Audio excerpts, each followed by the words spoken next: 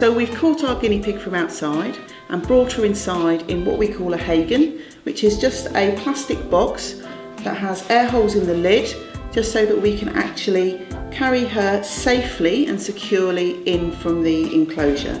This is the best way to transport a guinea pig around, so even in a car if you're taking it somewhere like the vets. Otherwise, if you were just carrying it, it could actually just jump out of your hands or fall. So I'm just going to show you the way to handle this guinea pig. So you'll notice that we've got a non-slip mat on the side here, just to make sure the guinea pig feels secure and has grip. I am just keeping one hand onto this guinea pig just so that she feels secure, she doesn't try and run off, she knows that I'm just holding on to her and that she's just going to stay calm and stress-free as much as possible. So the way that you hold a guinea pig is by grasping it around the middle. Okay, you don't need to grasp too tightly, but you grasp around the middle, you put your hand, just one finger, as you can see, just in front of the front leg there, and you can pick that up and then support the bottom with the other hand, turn it around, and you can just pop it against your chest and guinea pig will happily sit there all nice and secure. I've got my hand underneath the back legs and I've got my top hand just around the shoulders, if you like. Okay, so again, if I'm going to put her down, I'm just going to bring her away from my body, still supporting the front and the back, and just bring her down. I'm not dropping her, I'm bringing her right down to the table, putting all 4 feet onto that mat before I take away the support.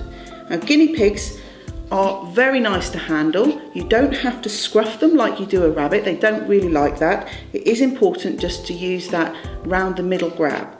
If they are, for instance, pregnant, we don't want to do that because they're going to have babies in this belly. So you imagine squeezing on that could be quite dangerous. So we could actually use a lift from the front and from the bottom, okay? And that's not necessarily as secure, but it's better for a pregnant female. Personally, I would try not to handle a pregnant female as much as possible. Another thing you might want to do is look at the underside. So don't just turn them over, they don't necessarily like that. So what we do is we bring them up, and I'm just going to swap hands. So I'm supporting the back end, I've got her round just underneath her head. Ooh, she says, I don't like going upside down too much.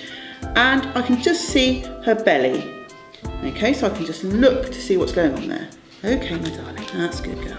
And down she goes, and again, even though she's struggling, I'm just keeping a nice firm, confident grip, and I'm just bringing her down back onto the mat so she's sitting there again nice and calm. The saphenous vein runs dorsally and laterally over the tarsal joint. A maximum of 3 samples should be taken from each hind leg, and approximately 100 to 400 microliters of blood can be collected per sample. Necessary equipment include an electric shaver, warm water bath, a clean towel, some cotton wool, a disinfectant such as 70% alcohol, sterile needles 21 gauge or smaller, collection tubes, and if the aim is to measure blood glucose, an Accu-Check sampler. Blood sampling from the saphenous or tarsal vein can be done in guinea pigs without anesthesia. They warmed in a lukewarm water bath. In addition, immediately prior to sampling, the shaved area is wiped with a disinfectant. The vein is punctured with a needle or a lancet, and blood can be collected into a capillary or microvette tube.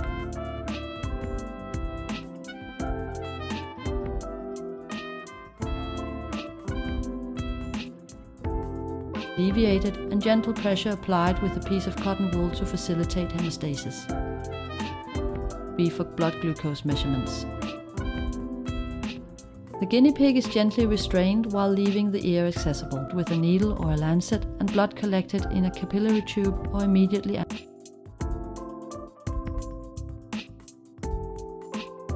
When blood has been collected, gentle pressure should be applied to the puncture site to facilitate hemostasis.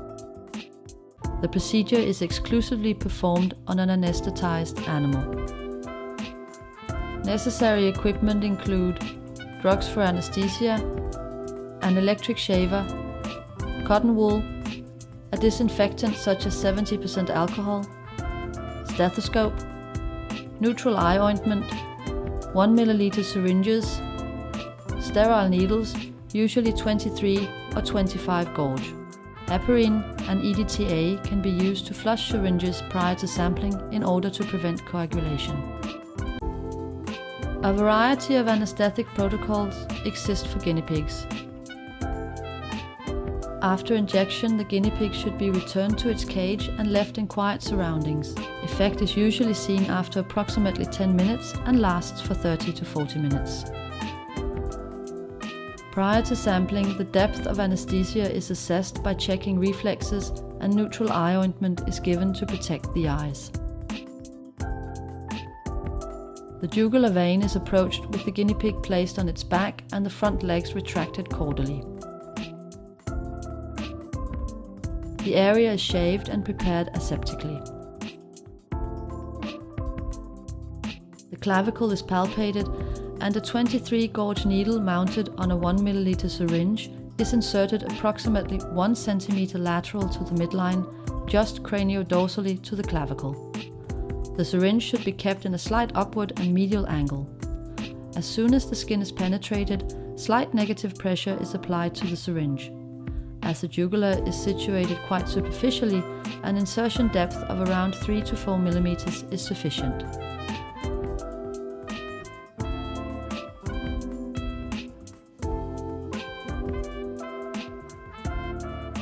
When the sample has been collected, release the tension of the front legs and apply gentle pressure to the puncture site. The animal can then be returned to a recovery cage, but must be monitored to ensure hemostasis and recovery from anesthesia. When the guinea pig has fully recovered from the anesthesia, it may return to its pen.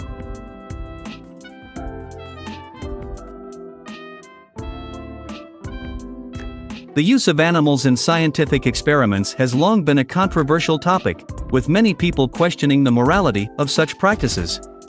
One of the most commonly used animals in laboratory experiments is the guinea pig, and there are several reasons why this species is chosen so often.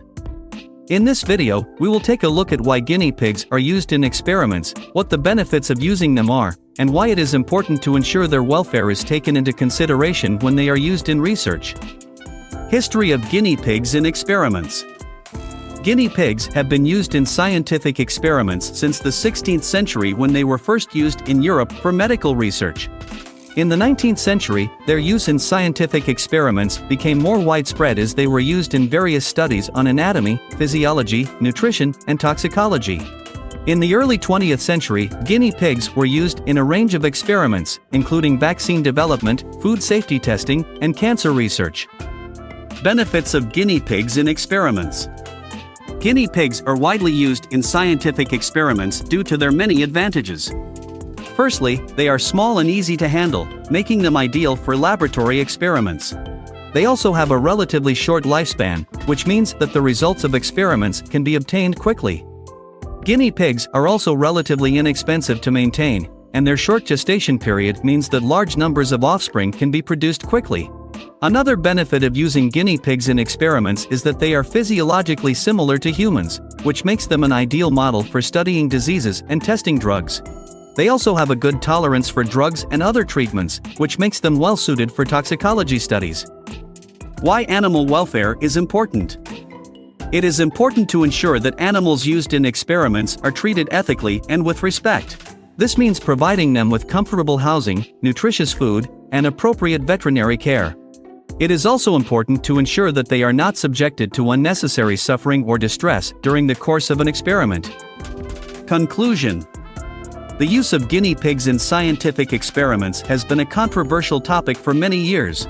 However, there are several benefits to using them in experiments, including their size, short lifespan, and physiological similarity to humans. It is also important to ensure that their welfare is taken into consideration to ensure that they are not subjected to unnecessary suffering or distress.